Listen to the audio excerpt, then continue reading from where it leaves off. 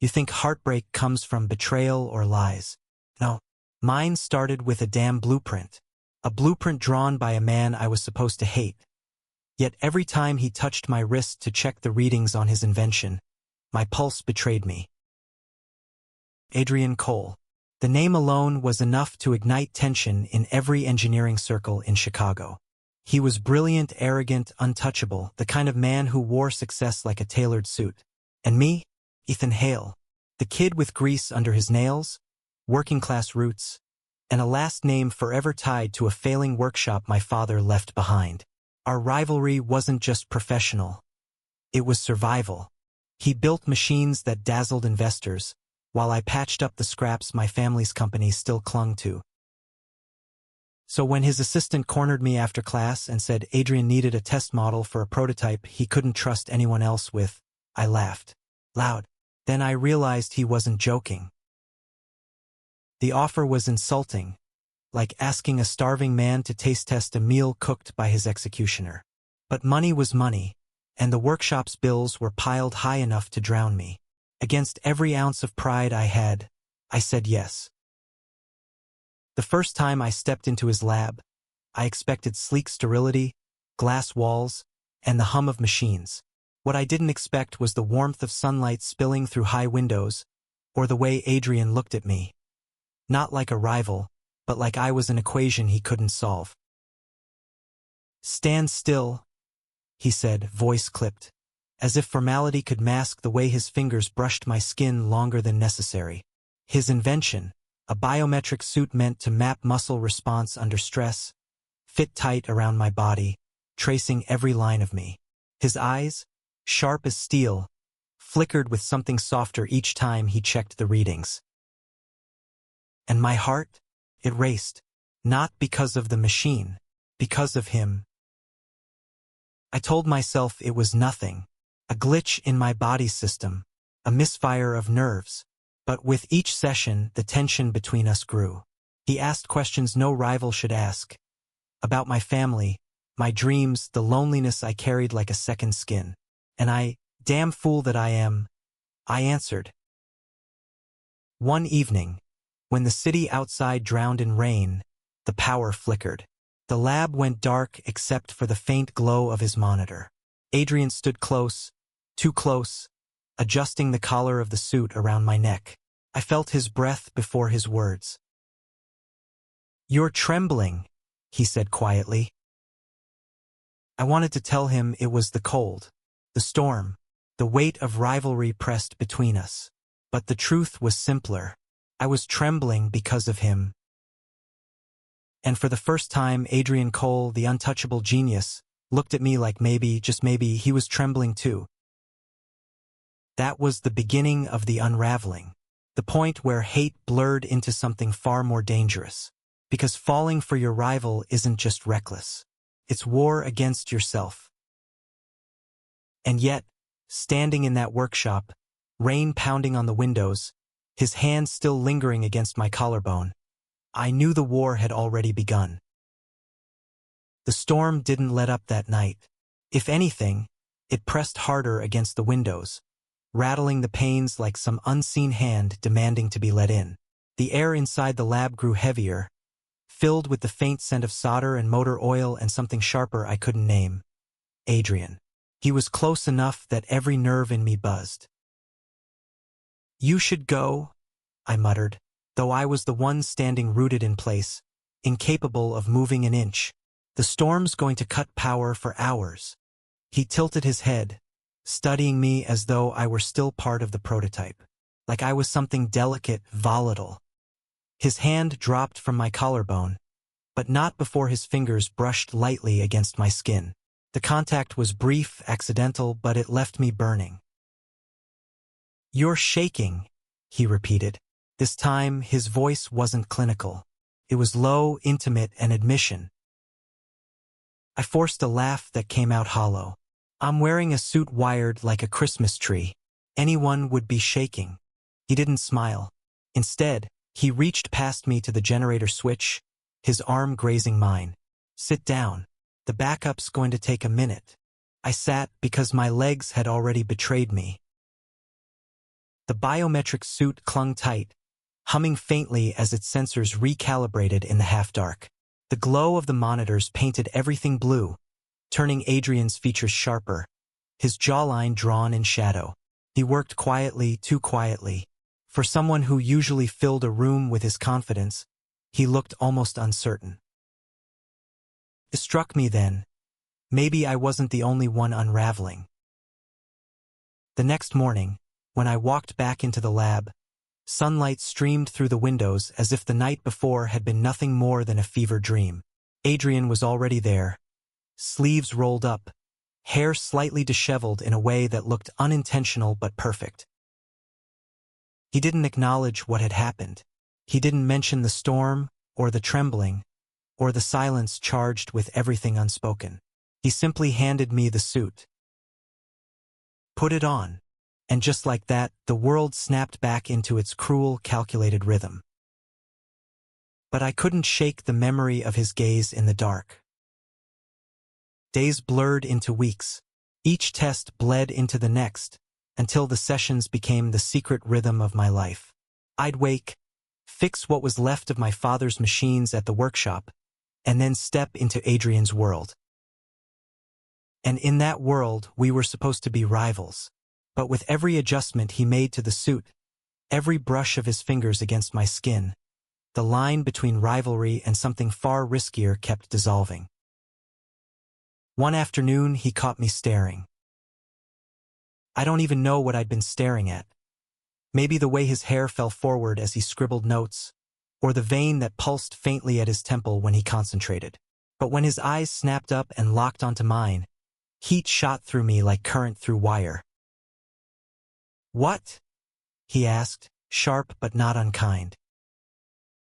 "Nothing," I muttered, looking away too quickly. My face betrayed me, flushing. But Adrian didn't press. He simply went back to his notes, though the corner of his mouth tugged upward, so slight it was almost a ghost of a smile. That ghost haunted me all night. Rivalry wasn't just about machines. It was about reputation, and Adrian's shadow loomed long over mine. At the Hale workshop, investors trickled away like water from a cracked bucket. My uncle barked at me daily about how our name meant nothing now, how Adrian Cole had stolen our future with his polished presentations and glittering tech. Maybe they were right. Maybe I was betraying my family by standing in his lab, wearing his invention. But they didn't see what I saw. They didn't see the way Adrian worked until his hands trembled, the way his voice faltered when he admitted flaws in his design, or the way his eyes, those piercing blue eyes, softened when he thought I wasn't looking. They didn't know that sometimes, when the lab was quiet, he asked me questions that cut deeper than any rivalry could. "What did your father want for you?" he asked one evening, his voice low, his attention fixed not on the machine, but on me. I swallowed. He wanted me to be more than him, to build something that mattered. "And do you?" The question hit harder than I expected. I should have lied, should have thrown his words back with something sharp, something bitter. But the truth clawed its way out. "I don't know anymore." He didn't respond immediately. He just looked at me, and in that silence, I felt seen in a way I hadn't in years. Terrified me. The turning point came 2 months later. By then, the suit was refined, the data flawless. Adrian's investors buzzed with excitement, and I should have been relieved that my part was nearly over. Instead, I felt an ache I couldn't name. Our last scheduled session fell on a Friday. I told myself it was just another test, just another scan. But as I pulled the suit over my body, my chest tightened, because last meant last, and last meant goodbye. Adrian adjusted the wrist sensors, his touch gentler than usual. His eyes flicked up, meeting mine for a heartbeat too long. "Does it hurt?" he asked softly. I shook my head, though everything inside me screamed otherwise. No, but it did. Not the suit. not the machine. It was the thought of stepping out of this lab and never feeling this again. This strange, fragile connection that had bloomed in the cracks of rivalry. When the final reading ended, Adrian removed the sensors slowly, almost reluctantly. His hands lingered on my wrists, then dropped. "That's it," he said, voice steady, eyes unreadable. I nodded, forcing a smile I didn't feel. "Guess you won't need me anymore." The words tasted bitter. For the first time since I'd met him, Adrian didn't have an answer. He just stood there, silent, as I gathered my things. At the door, I hesitated. I wanted him to stop me, to say something, anything that would prove this wasn't just rivalry. But the silence stretched, and I walked out. That night, Chicago streets felt colder than usual. I shoved my hands in my pockets, the ache in my chest growing heavier with every step. Maybe that was it. Maybe Adrian Cole was just another chapter in a book I'd never finish. But halfway home, my phone buzzed. One message. One name. Adrian. Come back. Just 2 words, but they hit me harder than anything else had. And without thinking, without even hesitating, I turned around. When I pushed open the lab door, Adrian was waiting. He didn't say a word at first. He just looked at me, his eyes stormy, conflicted. Finally, he spoke. "I lied," he said, voice rough. "I do need you. Not for the project. For me." And in that moment, the walls between us, the rivalry, the pride, the fear, collapsed. My heart raced, not because of his invention, but because of him. Because I knew, against all odds, against all reason, I was already his. The words hung between us like an electric current, dangerous and undeniable. "I do need you. Not for the project. For me." I should have laughed. I should have called him a liar, told him he was out of his mind. That's what the old me, the rival, the fighter, would have done. But standing in that workshop, with the faint hum of machinery and the city lights bleeding through the tall windows, all I could do was stare at him. His blue eyes, usually cold as steel, burned with something raw, something frighteningly human. Adrian, my throat tightened around his name, as if even speaking it was too much. "You can't say that. Not to me." "Why not?" He stepped closer, his voice low but firm. "Why pretend this doesn't exist? I feel it every time you're here, Ethan. Don't you?" I swallowed hard. "It doesn't matter what I feel. We're rivals. Our names are built on competition. My family. God. If they knew I was even here. Your family doesn't define you." His voice cut sharp, but his eyes softened. "Neither does mine. We're not just Hale and Cole. We're us." His hand hovered in the air, uncertain, then finally landed on my wrist. The same wrist he'd strapped with sensors 100 times before. But this time there were no machines, no excuses, just skin on skin. And my pulse, traitorous, relentless, raced beneath his touch. I closed my eyes, fighting the chaos inside me. Rivalry, loyalty, fear. And yet, threaded through it all was the unbearable truth. I wanted him. I don't remember who moved first. Maybe it was him, maybe it was me. But suddenly, the space between us dissolved. His lips brushed mine. Not gentle, not tentative, but desperate, as though he'd been holding back for too long. The kiss was fire and gravity all at once. I grabbed his shirt, pulling him closer, tasting the storm we'd both been running from. For one breathless moment, the world outside ceased to exist. No rivalry, no family, no rules, just us. When we broke apart, gasping, Adrian pressed his forehead against mine. "I can't lose this," he whispered. "Not now. Not when I finally found it." My heart ached at the desperation in his voice. You don't even know what this is, I murmured. Yes, I do, he said fiercely. It's the only thing that's ever felt real, but reality has sharp edges. The following week, whispers began. Investors noticed the time I spent in Adrian's lab. Workers at the Hale workshop asked questions I couldn't answer.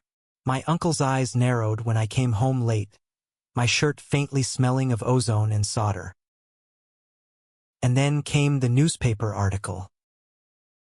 Cole's new prototype tested by rival heir. The headline screamed betrayal. My family name, already fragile, now painted as disloyal. The article hinted at scandal, at backroom deals, at me selling out my father's legacy to Adrian Cole. The workshop erupted in fury. My uncle cornered me in the office, slamming the paper down in front of me. What the hell is this, Ethan? His voice thundered, red with rage. You're working for him now? Sleeping with the enemy? Is that it? The accusation hit like a punch. I opened my mouth, but no words came out. I did what I had to do, I managed finally, though my voice cracked. We needed money, and he offered. Don't you dare justify this.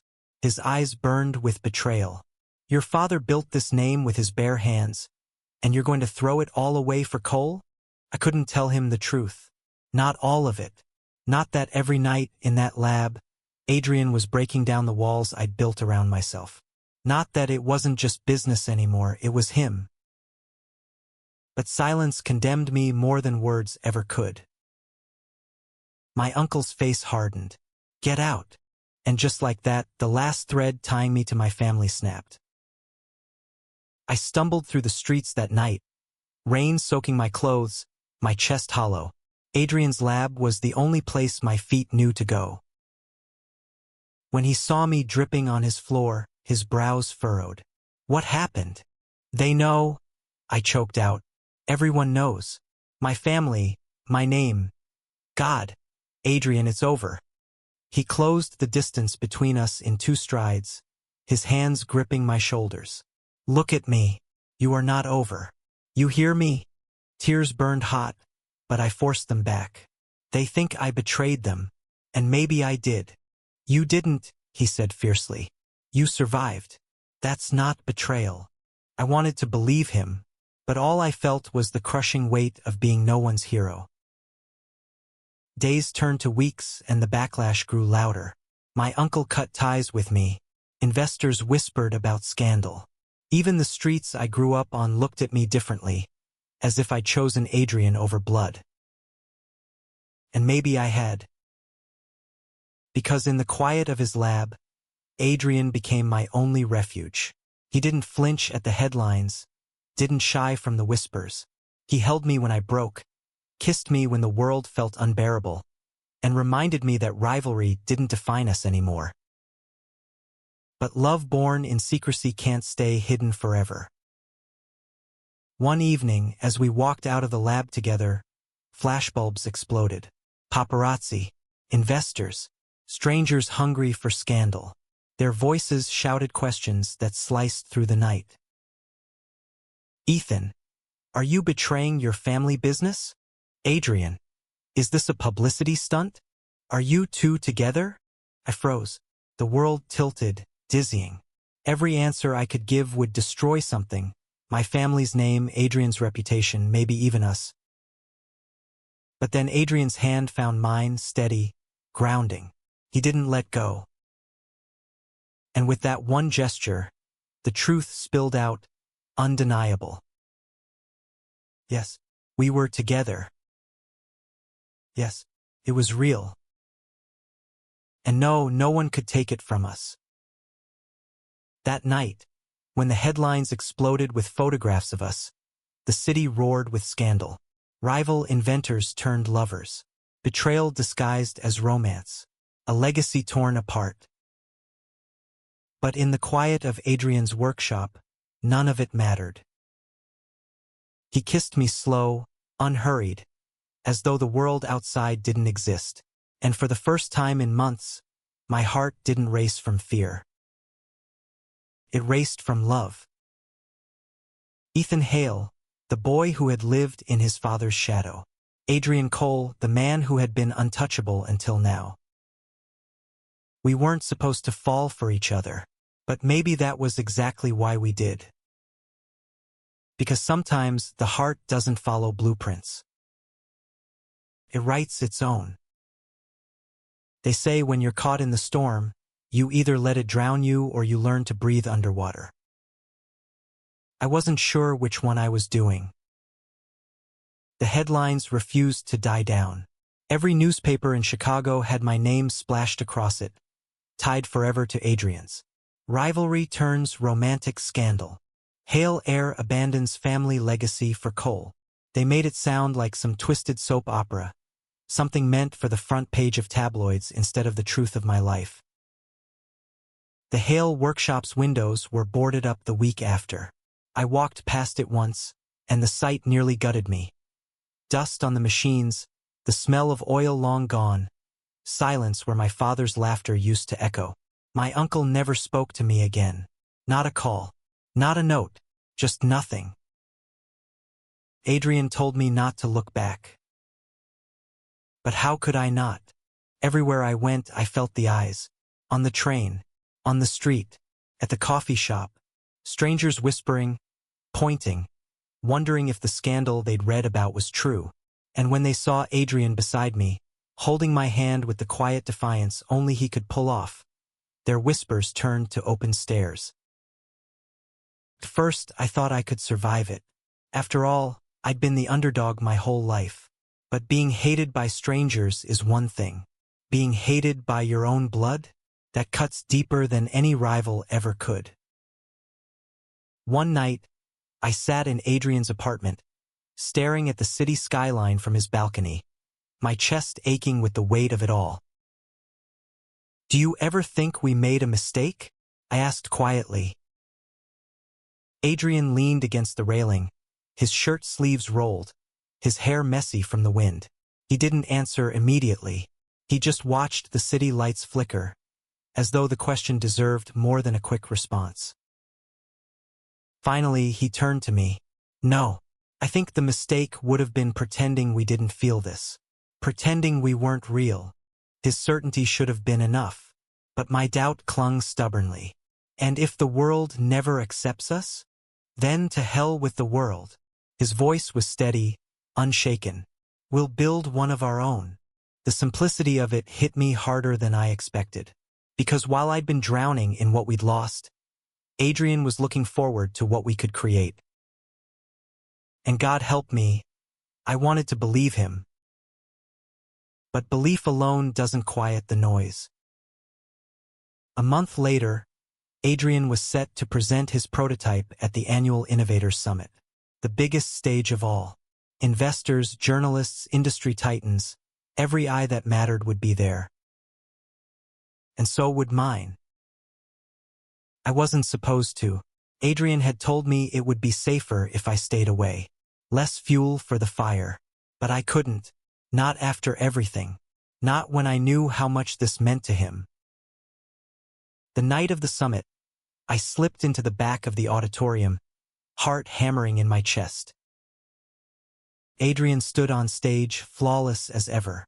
His voice carried confidence, every word polished, every gesture deliberate. But I knew him too well. I saw the tension in his shoulders, the faint tremor in his hand when he adjusted the slides. And then the questions began. Not about the invention, not about the science, but about us. "Mr. Cole, how do you respond to claims that your relationship with Ethan Hale is a publicity stunt? Is this project truly about innovation, or about stealing Hale's name and tarnishing it? Are you using him?" The words were knives, thrown one after another, and I watched them land. Adrian's jaw tightened. For a moment I feared he'd deflect, brush it off with arrogance like he used to, but instead he did something I didn't expect.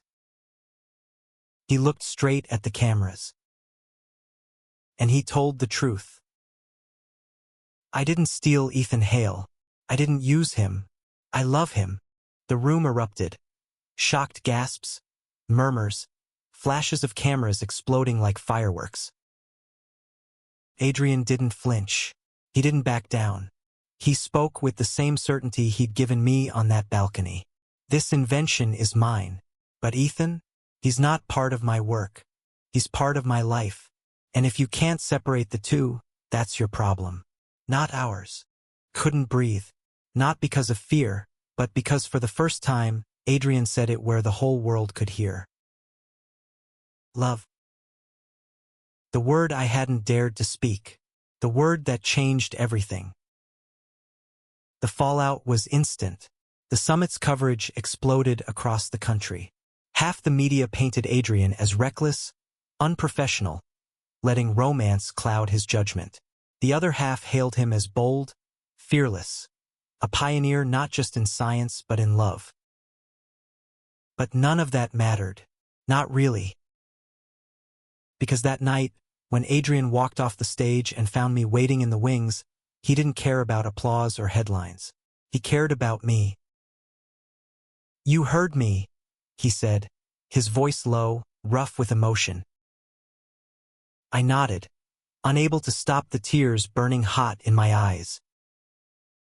"I heard you," and then I kissed him, right there in the chaos with cameras still flashing somewhere in the distance. I didn't care anymore. The world could burn. I finally knew where I belonged. But love doesn't erase the wreckage left behind. The next week, I got a call from someone I never expected. My mother. She'd left years ago, after my father's death. We hadn't spoken since. And yet, her voice trembled through the phone like no time had passed at all. "Ethan," she whispered, "I saw you. On the news. With him." I froze, unsure what to say. Her voice broke. "Your father would have hated it. But me, I'm proud. You're brave in a way I never was." The line went quiet after that. No promises, no reconciliations. Just words that felt like the faintest thread stitching something broken back together. And for the first time since this began, I realized, maybe I hadn't lost everything. Maybe, just maybe, I was starting to build something new. The weeks that followed blurred with equal parts chaos and calm. Adrian's prototype became the talk of the industry, not just for its brilliance, but for the scandal tied to it. Some investors pulled out, others doubled down, and through it all, Adrian never let go of me. Every time the noise grew too loud, he pulled me back into silence, into stolen nights on his balcony, into mornings where the world was nothing but his arms around me, into laughter that reminded me I wasn't broken. We were still rivals in some twisted way, but not against each other anymore, against everyone else, against the weight of expectation, against a world that wanted us apart. And maybe that's what made it stronger. Because love that survives rivalry, scandal, and loss, that's not just love, that's defiance. And I was done being afraid of it. That night, as we lay tangled on his couch, the city lights painting our skin in gold and blue, Adrian whispered into my hair, "We're going to be okay." For once, I believed him. They always tell you that love conquers all, but what they don't say is how much it costs first. By the time fall arrived, the storm around us had only grown. Adrian's investors split into factions, some praising his courage, others accusing him of weakness. My own family name was still in tatters, a stain whispered about in workshop corners and coffee shops. Everywhere we went, eyes followed us, some curious, some cruel. And yet there was peace too, small pockets of it, carved out of the chaos like hidden rooms in a burning house. Nights on Adrian's balcony, morning coffee where he scribbled formulas while I watched, pretending not to smile when his hair stuck up. Even arguments, real, raw ones, where we clashed not as rivals but as men who cared too much.